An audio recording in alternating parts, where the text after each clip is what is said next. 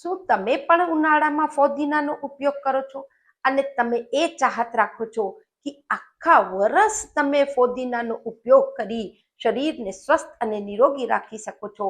તો આજ હું તમને એક એવો સરળ તરીકો બતાડીશ કે ફોદીનો તમારા આખા વર્ષ ઉપયોગમાં આવશે અને એ બગડશે પણ નહીં. હું Kalpana Rathod, acupressure therapist, diploma in alternative medicine. ફોદીનો, જેને કી તાસીર ઠંડી છે અને આ એટલો ગુણકારી છે. આની અંદર એન્ટીબેક્ટેરિયલ, એન્ટીવાયરલ અને એન્ટીઓક્સિડન્ટ ગુણોથી આ ભરપૂર છે.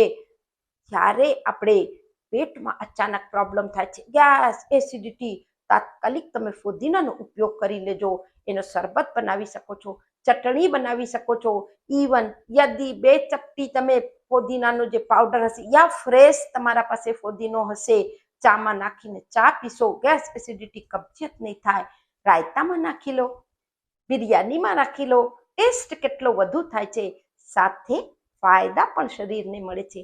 હવે આ ફોદીનાને કેમ તમે સ્ટોર કરી શકો છો અને આખા વર્ષ તમે એને વાપરી શકો છો, એનો સરળ તરીકો બતાડું છું. સૌથી પહેલા આવો ફોદીનો તમે લઈ આવી લેજો. અત્યારે તો ઢગલા મોઢે માર્કેટમાં આ ફોદીનો મળે છે અને બહુ જ સસ્તો. તમે ફોદીનો લઈ આવી અને સરસથી એને ધોઈ અને એકદમ છાયામાં સુકાવી લેજો.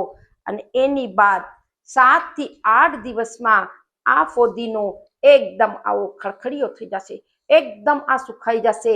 હવે આ જ્યારે એકદમ આવો સુખાઈ ગયો છે, એને મિક્સીમાં પીસી એને પાવડર કરીને રાખી લેજો.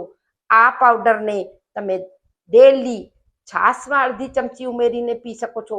સલાદમાં આને તમે પાવડરને ઉપયોગ કરી શકો છો અને ગમે તેમ તમે એને ઉપયોગ કરવા ચાહો છો, એનું શરબત બનાવીને પી શકો છો. આના સંપૂર્ણ ઔષધિ ગુણ તમને મળશે. અને જ્યારે પાવડર બનાવી લેશો, એરટાઈટ ડબ્બામાં રાખી દેજો. વધુથી વધુ લોકોને શેર કરો, કારણ કે જાણકારી તો બહુ જ નાની છે પણ બહુ જ મહત્વપૂર્ણ છે.